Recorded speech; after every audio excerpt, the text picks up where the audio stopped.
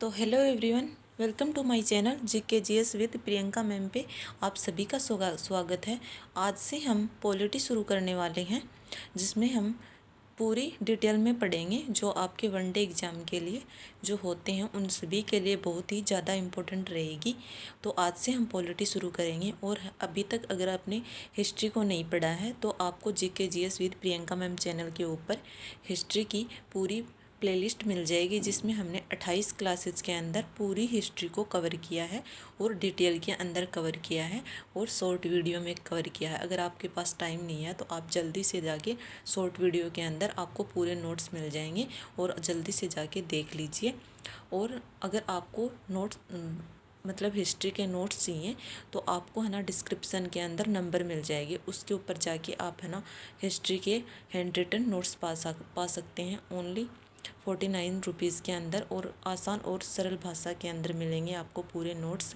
तो जल्दी से जाके विजिट कीजिए, उस नंबर के ऊपर मैसेज कीजिए और व्हाट्सएप के अंदर करना है और पूरी हिस्ट्री की PDF पाइए। और चैनल को लाइक शेयर और सब्सक्राइब ज़रूर करना, ताकि क्लास का नोटिफिकेशन सबसे पहले आप ही के पास पहुँचे। तो आज से हम पढ़ने वाले हैं संविधान सभा, जिसको हम पूरी डिटेल के अंदर पढ़ेंगे और शॉर्ट वीडियो के अंदर पढ़ेंगे। तो चलिए शुरू करते हैं आज से हम पॉलिटी। संविधान सभा, संविधान बनाने के अंदर है ना जिस सभा का संविधान निर्माण के लिए जिस सभा का गठन किया गया था ना, उसे संविधान सभा बोला गया है। क्या आपको पता है संविधान बनने में कितना टाइम लगा था? संविधान बनने में 2 वर्ष 11 माह और 18 दिन का समय लगा था।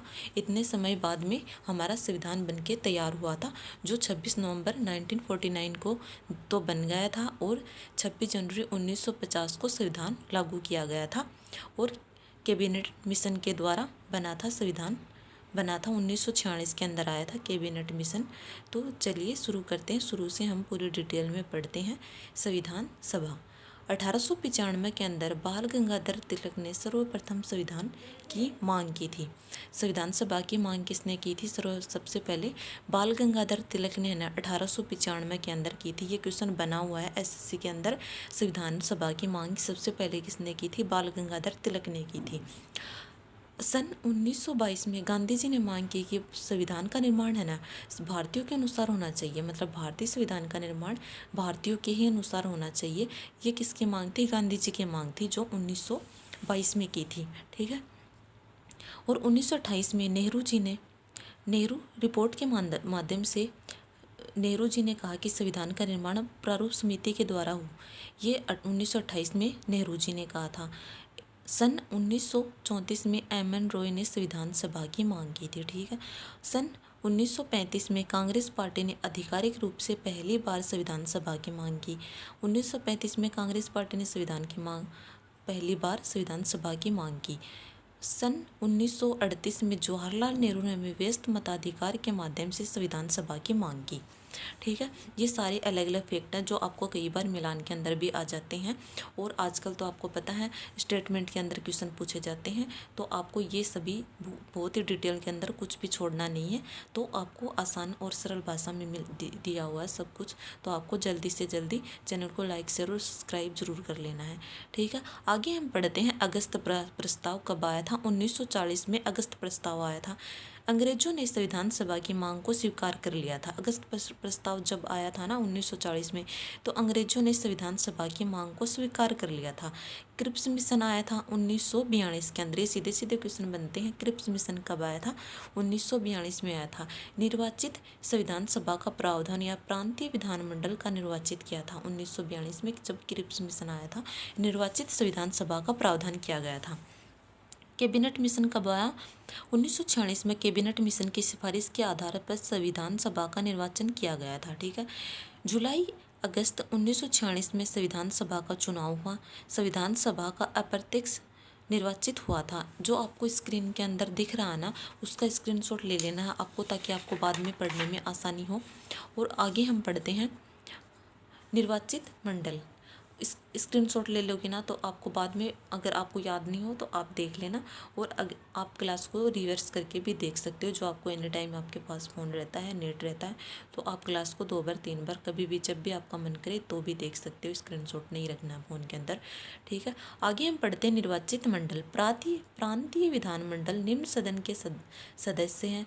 निर्वाचित पद्धति आनुपातिक प्रतिनिधित्व पद्धति एकल संक्रमणीय मत द्वारा। संविधान सभा में कुल कितने सदस्य थे? 389 सदस्य थे संविधान सभा में, जिसमें 2 भागों में बटे हुए थे, ब्रिटिश भारत में और देसी रियासतों में। ब्रिटिश भारत में 296 सदस्य थे और देसी रियासतों में 93 सदस्य थे जो मनोनीत थे, ठीक है। ये क्वेश्चन बनते हैं कि ब्रिटिश भारत में कितने सदस्य थे? 296 थे और देसी रियासतों में 93 सदस्य थे। ये सारे क्वेश्चन बने हुए हैं तो आपको ध्यान से देख लेना है।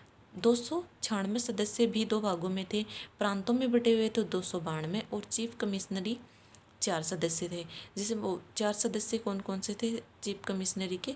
दिल्ली, अजमेर और कुर्ग, और चौथा था बलूचिस्तान। ये 4 क्षेत्र से चीफ कमिश्नरी क्षेत्र थे, और 292 प्रांत के थे।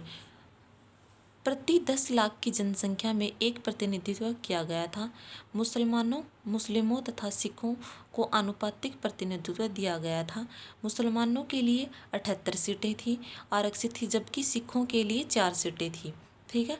सिखों के लिए कितनी सीटें थी? 4 सीटें थी, और मुस्लिमों के लिए 78 सीटें थी।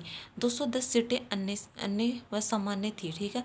कांग्रेस में 208 सदस्य निर्वाचित हुए थे, और मुस्लिम लीग के 73 सदस्य निर्वाचित किए गए थे।